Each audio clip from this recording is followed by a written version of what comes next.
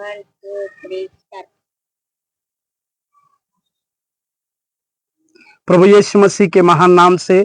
और एक बार इस नए दिन के लिए मैं प्रभु को धन्यवाद देता हूं। आप लोगों के लिए उत्साहित करने वाला वचन जो मत्ती रचित सुसमाचार की पत्री 7वें अध्याय के 14वें वचन में, मत्ती रचित सुसमाचार की पत्री 7वें अध्याय और 14वां वचन, जिसमें लिखा हुआ है, क्योंकि सकेत है वह फाटक और कठिन है वह मार्ग जो जीवन को पहुंचाता है, और थोड़े हैं जो उस जीवन को पाते हैं। प्रभु यीशु मसीह सकरा और चौड़ा मार्ग के बारे में जब शिक्षा को दे रहे हैं, तो एक जीवन के मार्ग को पहुंचाने वाले उस फाटक के बारे में प्रभु यीशु मसीह कहते हैं। यदि आप लोगों के हमारे जीवन में परमेश्वर की ओर से जब हम जीवन को पाना चाहते हैं, तो उस फाटक के साथ जो जीवन को पहुंचाता है या हमें जीवन देने वाले एक फाटक को जब हम चाहते हैं, जाना चाहते हैं, तो वो मार्ग कठिन है बोलकर लिखते हैं। क्योंकि जीवन को पहुंचाने वाला मार्ग जो है एक कठिन मार्ग है,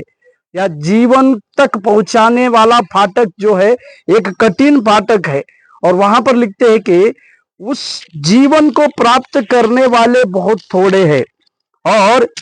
क्योंकि वे इस फाटक में से प्रवेश नहीं कर पाते हैं। क्योंकि इस जीवन को प्राप्त करने के लिए कई एक कठिनाइयों का सामना करना पड़ता है, कई एक प्रकार के संघर्षों का सामना करना पड़ता है। इसी के लिए कई एक लोगों के जीवन में कठिनाई, दुख, तकलीफें ये नहीं चाहिए करके